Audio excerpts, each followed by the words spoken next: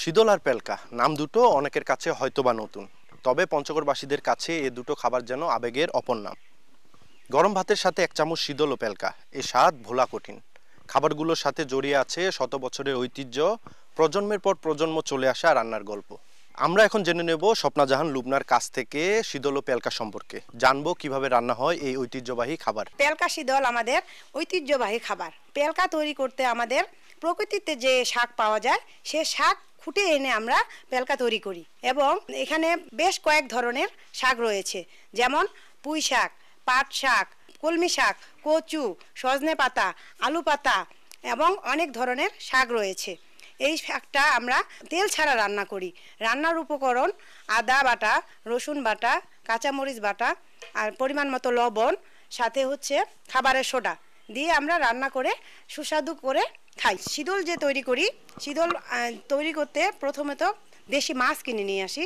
দেশি মাছটা ধুয়ে রোদে শুকাই তার 4 থেকে 5 দিন, পরে সেটাকে ব্লেন্ড করে নিই। ব্লেন্ড করার পর সেটাকে কালো কচু দিয়ে এবং খাবার সোডা দিয়ে 2 দিন মেখে রাখি। মেখে রাখার পরে সেটা আমি রোদে 4 থেকে 5 দিন শুকাই। শুকানোর পরে সেটা আমি রান্না করি। রান্না করার সময় ভেজে নিই। ভেজে নেওয়ার পরে আদা, রসুন, কাঁচামরিচ টেলে নিই। টেলে নেওয়ার পরে সেটা আমি ধুয়ে পাটায় বেটে নিই, এবং সবচেয়ে মজার বিষয় হচ্ছে যে এই রান্নাতে কোনো তেল দরকার হয় না। লাল শাক, কচু শাক সহ বিভিন্ন উপকরণ দিয়ে তৈরি করা হয় পেলকা। প্রথমে বাড়ির পাশে জমি থেকে শাক সংগ্রহ করেন গ্রামের নারীরা, পরে তা ধুয়ে চুলোর উপর বসিয়ে দেয়া হয়। প্রায় 20 মিনিট পর গাঢ় হয়ে এলে তৈরি হয়ে যায় মুখরোচক এ খাবার।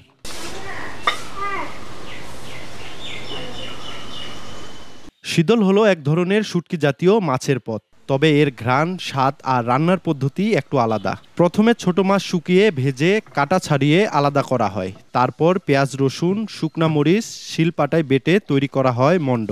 সেই মণ্ড সরিষার তেল দিয়ে কষিয়ে রান্নার পর তৈরি হয় মুখরোচক এ খাবার।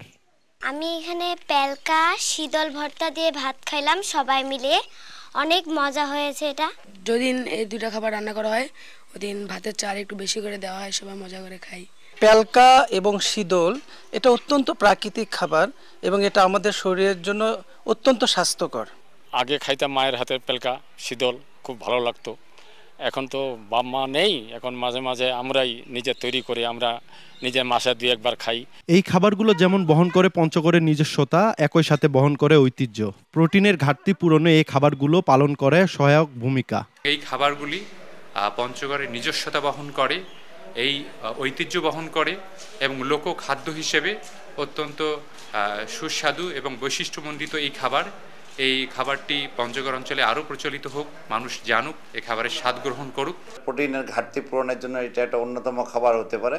অ্যান্টিঅক্সিডেন্ট থাকাতে এতে রোগ প্রতিরোধ ক্ষমতা সবার বৃদ্ধি পাবে। এছাড়া এতে কোনো আর্টিফিশিয়াল কোনো প্রিজারভেটিভ না থাকাতে কিডনি ও লিভারের যে রোগী তাদের এইসব খাবার খেতেও তেমন কোনো বাধা নেই। শীতল আর পেলকা এ দুটো শুধু খাবার নয়, যেন মায়ের হাতের ঘ্রাণ। উত্তরবঙ্গের প্রতিটি বাড়িতে, প্রতিটি মনেই রয়েছে এই ঐতিহ্যবাহী খাবারের আলাদা স্থান। সোহাগ হায়দার, সময় সংবাদ, পঞ্চগড়।